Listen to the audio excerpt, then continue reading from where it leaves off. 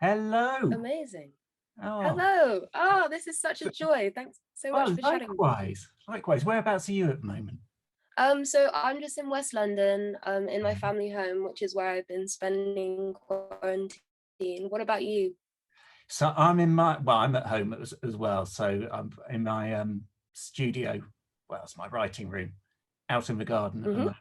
So Mm, yeah, no, it's amazing. so. I mean, as Sybil Have was you been saying. working on? Oh, sorry. No, you go ahead. Oh, okay. As kind of as Sybil was saying. I mean, you're unbelievably busy at the moment. I mean, how is it Yeah. going for you? Yeah, it's going well. I think it's kind of strange to be experiencing all of this kind of in quarantine. So, I mean, most of the stuff that I've been doing has been kind of, on Zoom, online, but it's been strange to think in a musician like longer in lockdown than out of lockdown, which is like a weird thing to think about. And Right. like, I've definitely been missing, being out in the world and being able to play shows and like collaborate with people in real time. But how have you found it? Well, do you know what? Last year, kind of music didn't really happen for me. We Mm. had everybody came home, so we've got four kids who were all back from uni, and so kind of really focused on that. Mm. Um, and it was good actually. It was. I'm really pleased we had all that time together because I Mm. think when everybody goes off and does their own thing, you kind of don't get that time to kind of really adjust to each other as adults all together again. And so Mm. good, but musically, yeah, not a lot happened really. Um, Mm. but it was good to take a break from it, and now I'm kind of back in there, getting on with new music again now, which is Mm. good.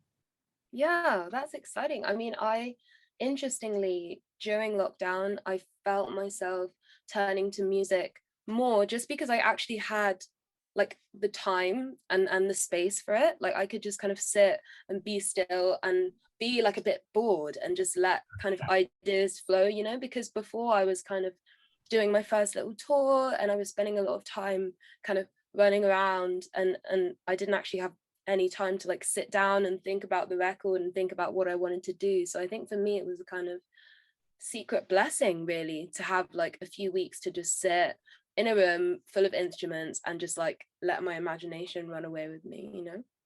So did you have the material for the album before that, or did that all come out of last year? Yeah, I mean, I'd written a few of the songs in January, but like the album wasn't formed at all. It was very much still in its nebulous stages. And so I ended up writing most of it in this 2 week period that I had where we two just kind of, weeks yeah, yeah. 2 weeks. Oh my word, that's Yeah. prolific. Oh, thank you. Yeah, I mean, it was strange because for me, I think I very much operate in like spikes of inspiration. So I'll have like 2 weeks or like a small period of time where I'm just writing constantly. And then I kind of like slow down and reflect on what I've made. But yeah, it was just all the songs just were like flowing out of me almost as if I was like a vessel for the music. It was great. It was a great time. Actually, that comes across because I mean it does feel very much of a time.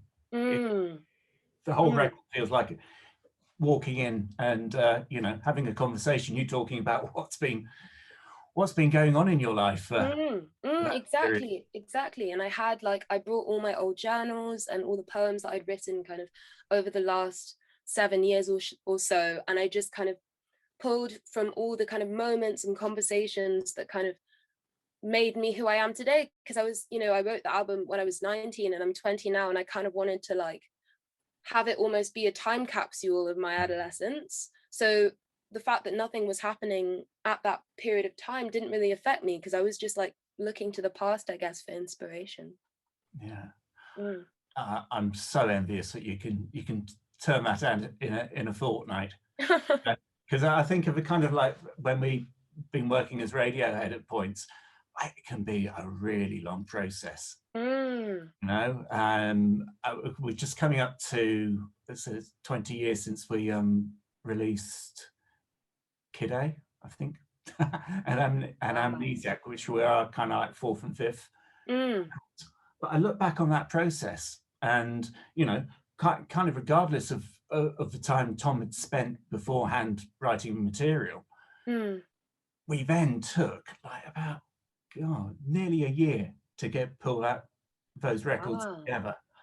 And so Wow. to hear kind of, you know, fortnight. Yeah, I mean, did you feel like over time, like, was it always very much a kind of long considered process, or like even at the beginning, were you guys still spending a lot of time just kind of mulling over the tunes, or did they come at different speeds for different records? Mm. Um, well, coming back, I mean, with Kid A, I mean, I think that was kind of like a break from how we'd always worked in the past. Mm. Because, I mean, the way we'd always approach stuff was that we would have a collection of songs, which, you know, Tom would present a collection of songs in kind of very, it would just be basically acoustic versions of the song. Mm. And then we would sit down as a band and we would arrange them, and ideally go out and tour them as well before we Mm. recorded. Um, so, but then we got to Kid A, and by that point we'd been together as a band because we got together at school, so we'd been going as a band for nearly 15 years by that point. Wow. And it felt as though kind of OK Computer, which was the album before Kid A, that felt as though that was kind of like the kind of culmination of where we'd started, what we'd done over that Mm. period. So I think when we started on working on Kid A, I mean, we've been going back through the archive from that Mm. record just recently. Mm. And it took a lot of scratching around to try and find a way ahead where you're kind of not working as a band, but you're working as a band. Yeah. That was quite a long process to Mm. find a way that would work.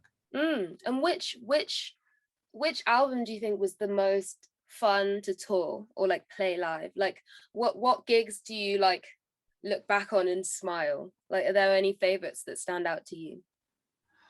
The last lot of touring that we did, which I mean, it was the last record was a Moonshaped Pool, Mm-hmm.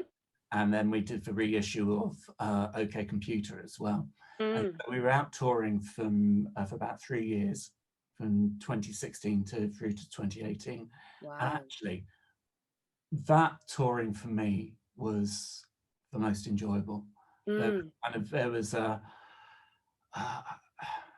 there's a real joy about it. I mean, I think that's something as a band that people haven't kind of associated that much with us in the past. So it, yeah, there was a real joy. There was a sense of celebration in the music, but I think Mm. also kind of an assurance in the performance as Mm. well. So yeah, that felt lovely. That felt Yeah. lovely. So I mean, for you, in terms of actual performances, yeah, I mean, it's been a bit curtailed this past year, of course. Mm. Yeah. Are I mean, you, I haven't really, I mean, I've never played a headline show in London, for example. I've never done, like, I had my first short little headline tour at the beginning of 2020, and then of course that was kind of cut short. So I feel like my experience of touring has been pretty minimal. I did a few support tours, but like I've never kind of done those, like, I can't imagine what it would be like to tour for years. Like, I've only done, like, 2 months, and by the end of that I'm like quite tired and like all over the place. So I can't imagine what is it like to tour for like years and years and years. It must be quite hard, I would say. um, it was initially. Mm. I think from when we were signed through to the kind of the end of the touring for OK Computer. I mean, it was pretty incessant Mm. at that point. But I think for us looking back on it, we can't. Before we were signed, we hadn't played outside of Oxford, Mm. and so we had a lot of catching up to do. Yeah, of And course. I mean, particularly as a band, I don't know how it is as a solo artist, but as a band, I think that's where you really forge, well, you learn your craft really. Mm, And it's there's a cohesion as a band that comes out of that process, mm, I think, and that immediacy of knowing what works and mm. doesn't work. So, Yeah, I mean, because I play with a band when I'm playing live, yeah, and I do think that there's something quite, I know there's like a comfort about, like, because everyone in my band is like very young and we're kind of going to all these countries, experiencing all these things for the first time. yeah, But it feels like I've got energy to kind of bounce off of. Like when I'm on stage, I feel quite surrounded, which is really nice. But I can imagine, like, as you say, the first show compared to the last show of the tour, there is this kind of synergy that like develops over time just from like just playing a lot of shows and making mistakes. Like I remember the first time there was like a big mistake and like the computer kind of just like broke down in the middle of the show and I had to do some like improvise like poetry thing whilst like my drummer was like trying to fix it, and like all those moments I think bring you closer as like a as and make you more like kind of adaptable, I guess, as performers.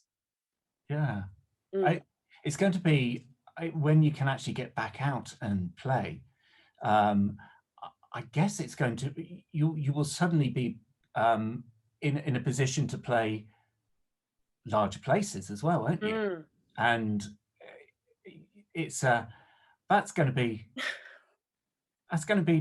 I mean, it's the I mean, I was listening to your live lounge uh, mm. performances, and like, you know, fantastic. And it's you know, actually really brings an extra dimension to the material on the record as well, which I thought that's always really exciting. You know, Mm. Well, and thank you. so you know, I mean, you can see that that material is going to work on a kind of a larger stage. Yeah, Uh, it's nerve-wracking. It's quite scary, the idea of like, because I've only ever played in rooms of like, maybe like 200 and like it was like 200, 300 people. And now it's like even playing a festival again, like it will be 3 years since I guess if festivals, hopefully, some can happen this year, but then if they can't, I feel like there's going to be an adjustment there in terms of like, okay, I'm no longer playing to like 3 people at the Crow's Nest in Glastonbury, like in the middle of the day. And I'm excited for it, but I'm also nervous. I mean, did you get nervous? Like, because you were playing like huge venues. I can't imagine what that would be like playing at like a stadium and stuff. Was it scary? I think every step up's always been a bit scary.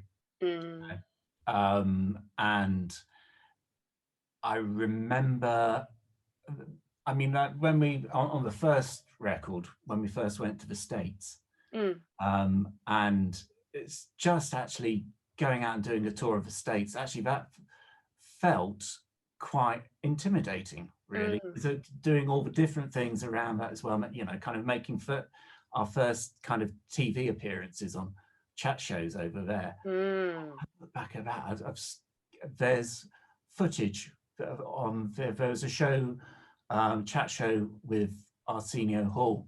It's going back to like early 90s now, and I've kind of seen footage of that since, and we just looked petrified. mm, And it was, but you know, it's just those experiences at the time. It's just suddenly feels like you've been fast tracked to something, mm, and but they're very formative, mm, and I think we had good people around us, and we had as a band, we were sharing that experience mm, together. mm. Um, but each step up has brought those moments where you think, oh my God. I remember when we released OK Computer Mm. and we went to do a show in Dublin, which is the RDS showground.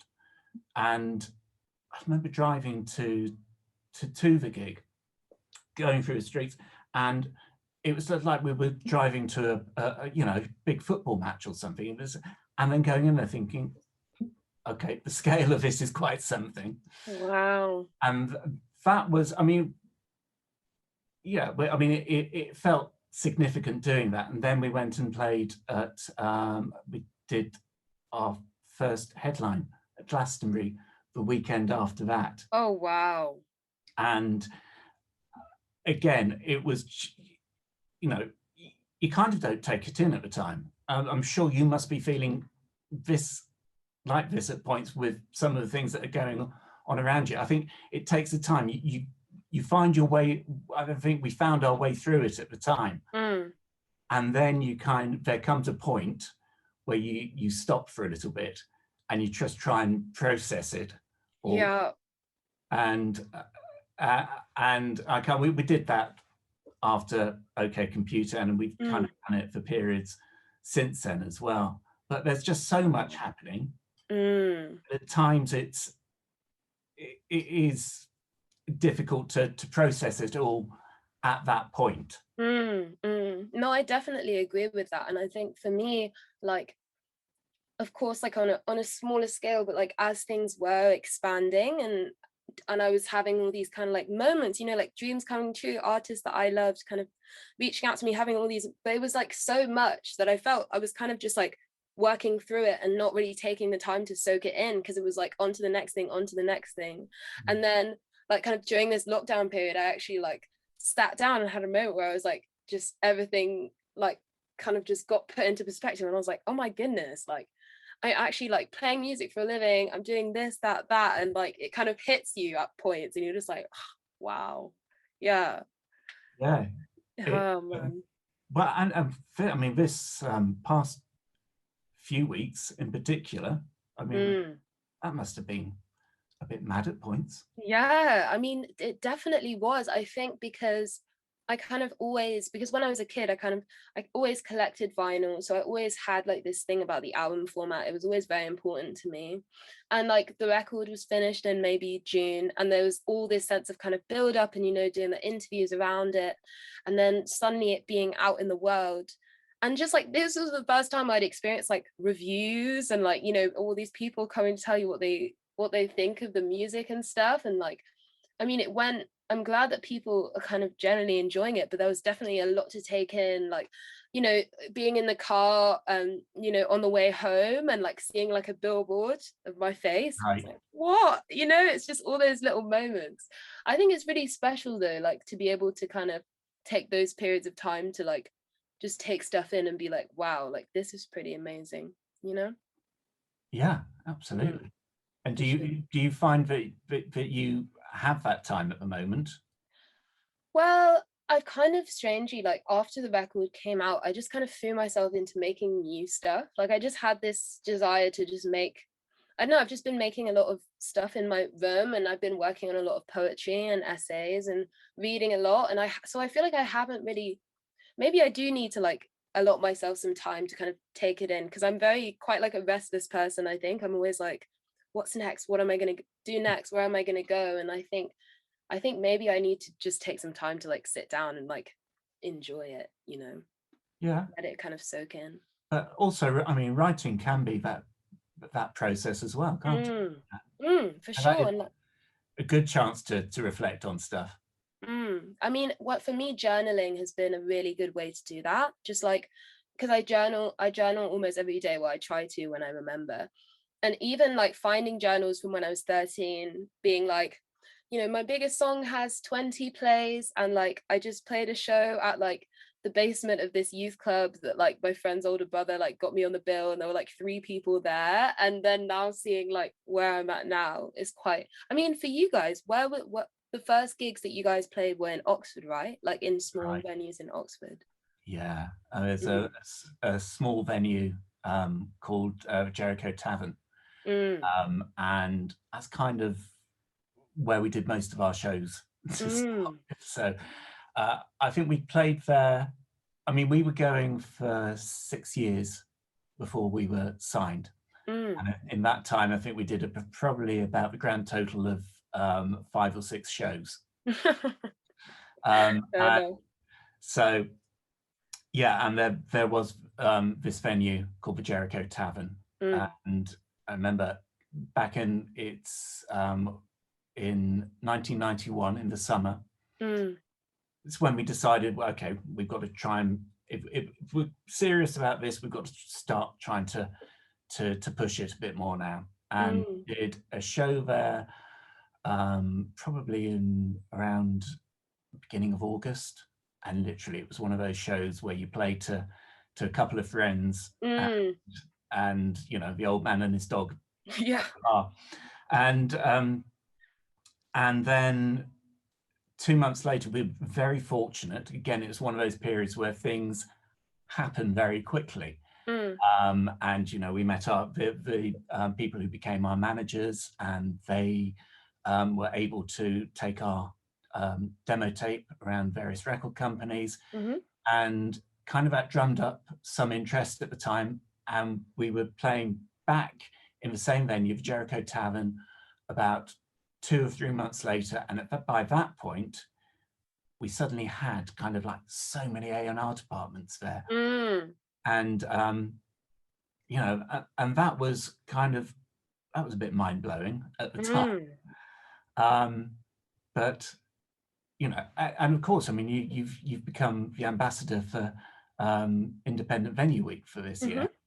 And I think that's where those venues kind of, they just have, they're full of those stories. And those are the places where kind of artists and bands just kind of really learn their craft, aren't they, I think? Of course. I mean, for me, I remember playing those first few shows. Like there's this venue in Richmond called the Basement Door, and then I played at, you know, some pubs. Like I played at the Finsbury and the Lexington and stuff, and that's the first time like I didn't even know what a sound check was. Like I didn't know that when you played guitar, like you could have pedals. I thought it was just like the guitar, like you would just play and see what came out. And like, and even the idea of like engaging crowd, what do you say in between each song? Like, how do you perform, you know? And because it's something like I spent a lot of time making music in my bedroom.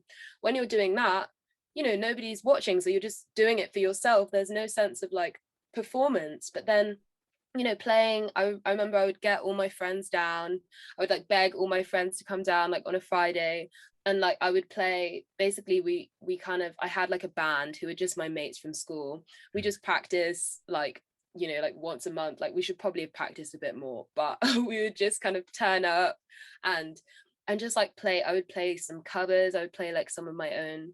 I would just like have my computer there and like press play on the backing track and just like do my thing.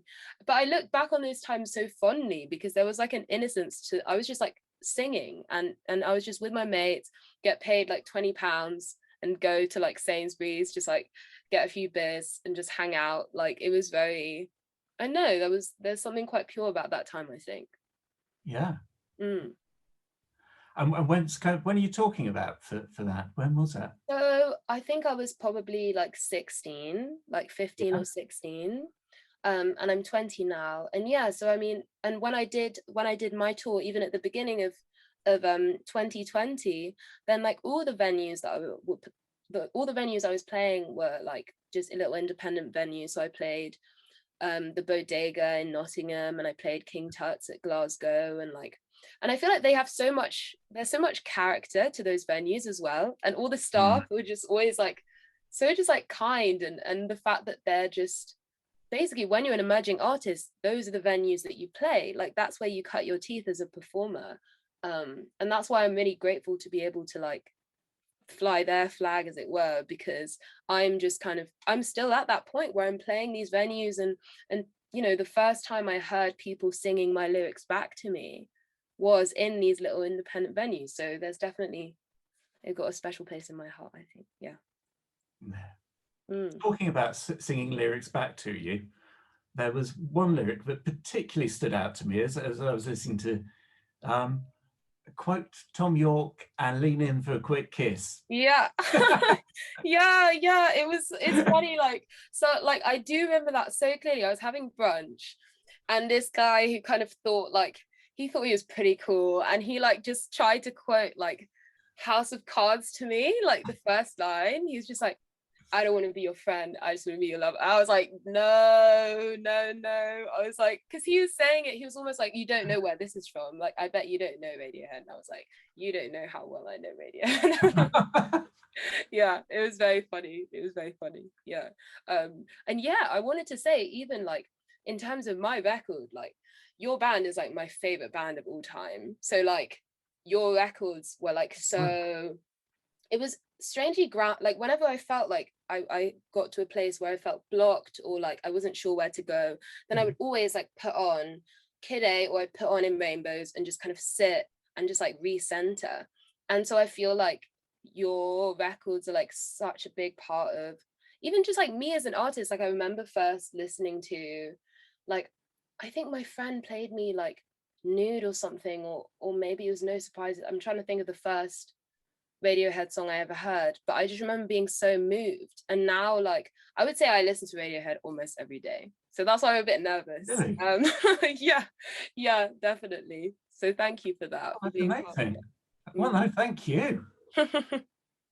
Yeah, yeah. It's so, I don't know. I think there's like, I wonder for you who those bands are that like I feel like at any mood, any time, I can always put on one of Radiohead's track and it will just kind of make me feel like grounded. Like for you, who are those musicians or albums that you put on and you just like your comfort albums, I guess you would say? That's a really good question. My comfort album. There was an album from, I mean, this is going back now about 5-6 years. Belgian artist called Melanie de Biasier. She did a record called No Deal, and that became definitely one of my comfort records. It's a very, you know, it's an amazing kind of relationship to have with a record, isn't it? Just it clears your mind, and I think is as you say, kind of centers you emotionally again. And I guess, you know, there've been records from kind of like all different phases of my life. So if I go back to being, you know, when I was a teenager, it was probably stuff like Velvet Underground and Lou Reed around that time. And then there can be, you know, kind of Massive Attack records. Yeah. Do that for me as well. Of course. Yes.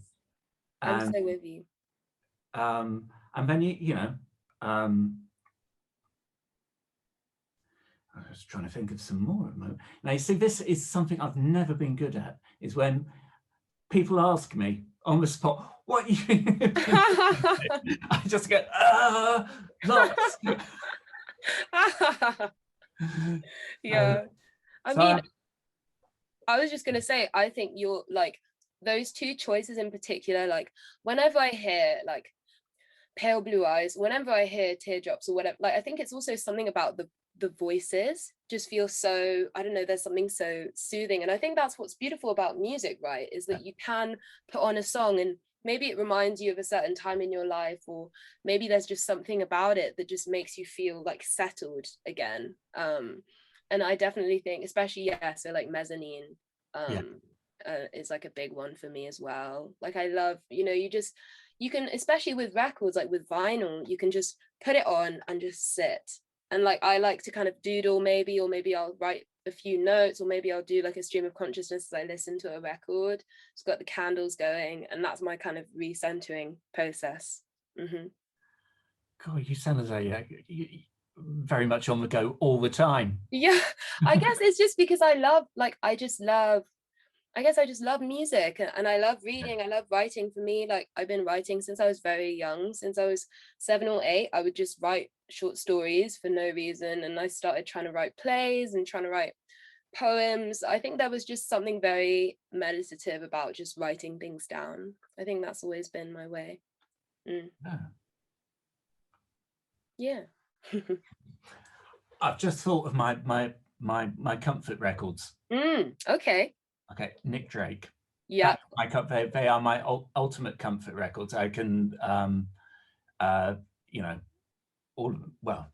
Pink Moon or Pink Brighter Moon. Later? I've come more towards Pink Moon Mm, recently.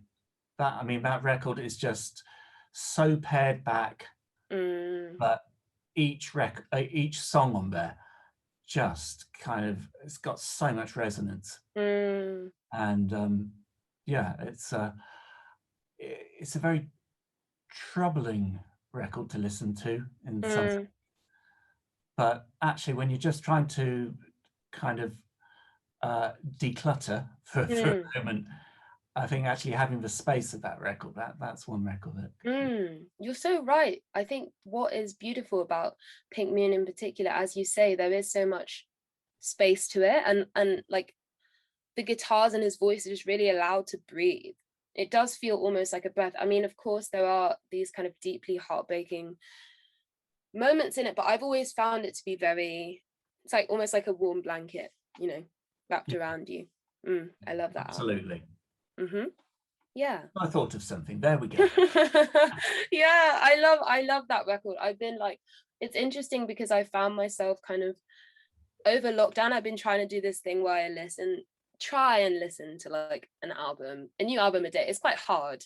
But I've kind of been doing that, and there's something so exciting to me about finding new music, because I grew up with YouTube. So I would just like, just type in like best shoegaze album of all time or whatever, and just like try and kind of um absorb new things, and I get so much joy out of finding a new song that just kind of hits you, and then you just play it on repeat all day. I love that. Yeah. So what have you had a chance to listen to a new album over the past couple of weeks? Yeah, I mean, so I listened to the album I really like at the moment. There are two. One of them is In a Song by Kelly Lee Owens, Right. um, which is really, I just love it. It's kind of very, I don't know, it's kind of centered around like healing. It's kind of like quite, it's techno-ish, quite minimal. She actually did funnily enough, the first song is called Arpeggii, and it's kind of like a version of Weird Fishes that she's done kind of on these little synths, and it sounds so gorgeous. And I've been loving that. And then there's also this album called Songs by Adrian Lenker, which is kind of very folksy. And her lyrics are just, it's just like this kind of avalanche of imagery, and it's very kind of vulnerable, kind of reminds me of Pink Moon a little bit. But I've been digging that one as well. That one's really special. Oh, okay. Yeah.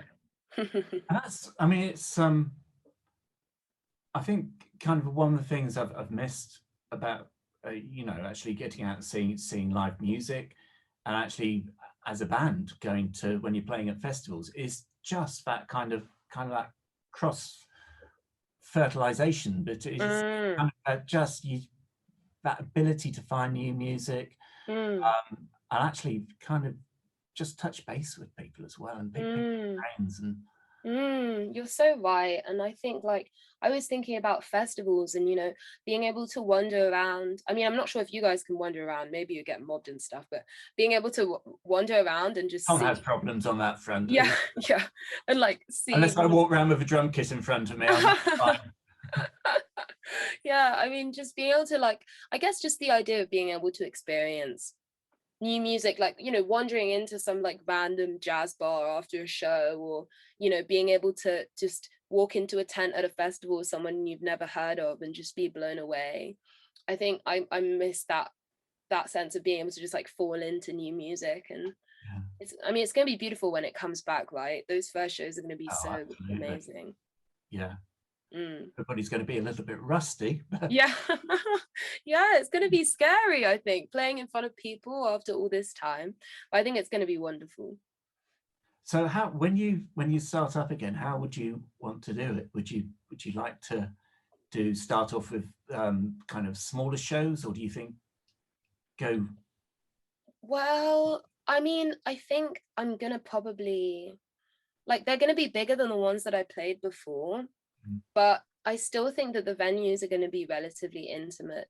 I mean, I think like, I mean, I'm still not really sure, but I definitely think that I'm going to be keeping pretty much the same setup as I had in terms of my band.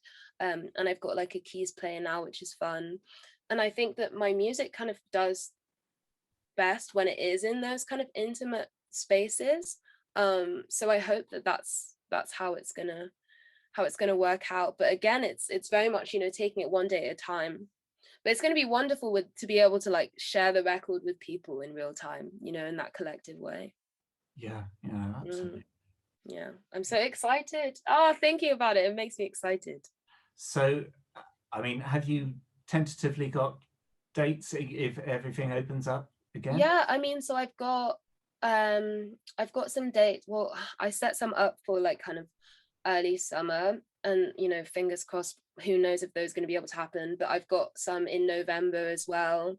So I'm doing two Shepherd's Bushes, and I'm doing a show in Bristol at SWX, I think it's called, Yeah. and then Manchester as well. I'm doing that, which should be, I mean, who knows, but like fingers crossed, because I saw my first ever gig properly at Shepherd's Bush, so it's a nice little like full circle moment to be able to play there myself. Oh, wow. So who was your first show there then? So it was actually, I was 15, which is quite late to the game actually.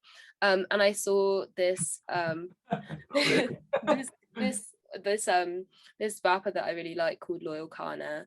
Yeah. And he kind of makes pretty, it's quite like confessional, sensitive hip hop, I guess I would say. And I went there with my best friend. And I remember there's something so specific about seeing music live. Like, you know how you feel the bass kind of like rumbling in your feet and hearing everyone singing together. It was such a galvanizing experience. And I left the gig and I was like, this is what I want to do. And then now I get to do it, which is great. Excellent. That is such a lovely place, lovely venue Mm, and mm, see music as well. I've mm, seen so many good shows there. mm. Have you guys played there?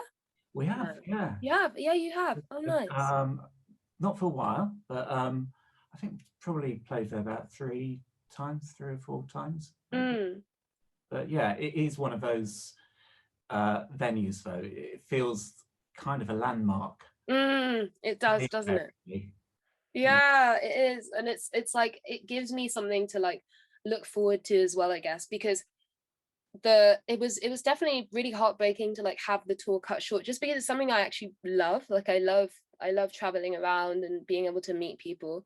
But then having that in the calendar, you know, for whenever it can happen yeah. is definitely a little silver lining. So, how many of you are there in the band when you go out?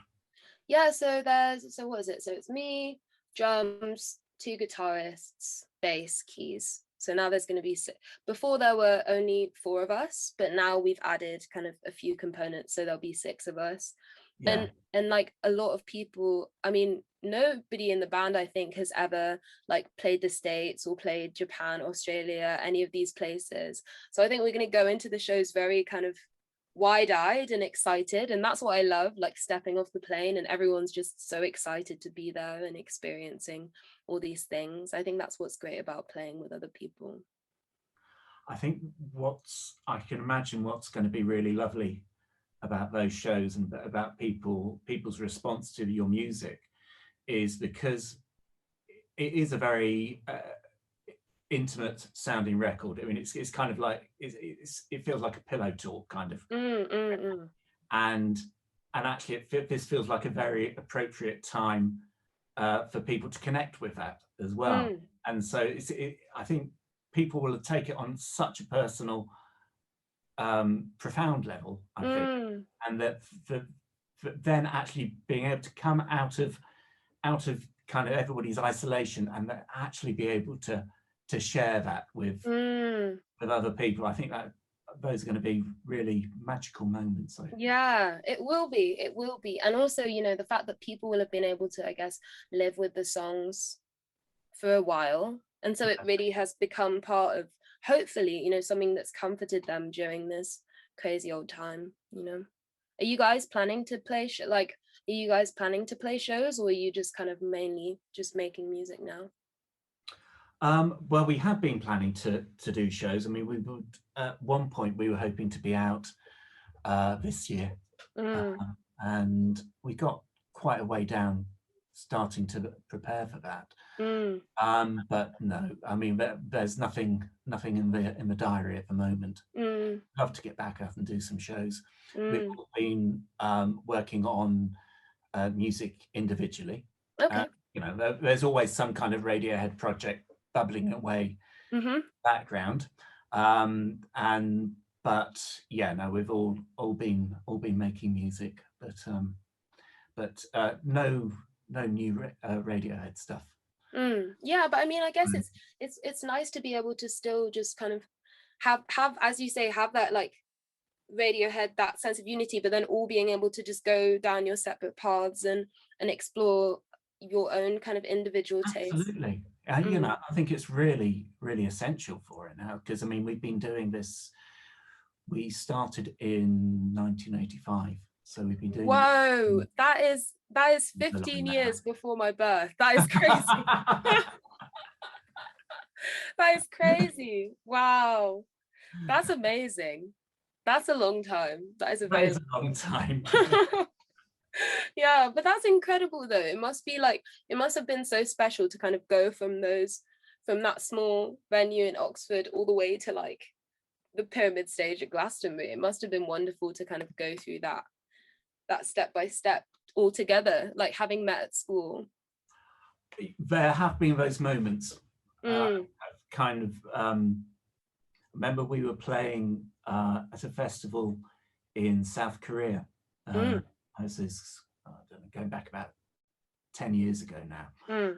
And kind of I didn't have any sense of how we were perceived in South Korea, what you know, whether people would know the music. And then actually going to play the festival and having the audience, and it was about 50,000 people singing back the songs.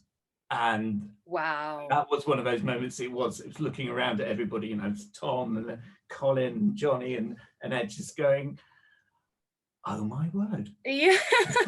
I can, in my head, I can place myself back into our kind of first rehearsals. And actually in some ways, you know, that dynamic feels the same. But there, thousands of miles away from where it started, people who singing the songs, not even, you know, their mother tongue. Wow. That kind of, those moments, that is incredible. That I can't imagine what that would feel like. That is incredible. That's wonderful though, if you think about the fact that it's like when it's like a whole crowd of people who have found something in your music, something that you made in your studio, you know, in the UK or whatever, and in South Korea you've got tens of thousands of people just like, oh, I don't know, there's something so wonderful about that. I think that's amazing. Be experiencing it very soon. We'll see about that. We'll see about that. Yeah, no, it's been lovely to chat. I feel like I was very nervous. I'm sorry if I came across as nervous. I'm just a big fan. No, I think you've learnt. You certainly didn't come across as nervous. Hopefully I didn't either. So, but look, thank you so much for your time, Arlo. Yeah, thank you. Really, really lovely talking to you. Yeah, it's been lovely. It's been a pleasure. I hope you have a lovely rest of your day as well. You too as well. All right. You take care. Bye-bye. Bye-bye. Bye.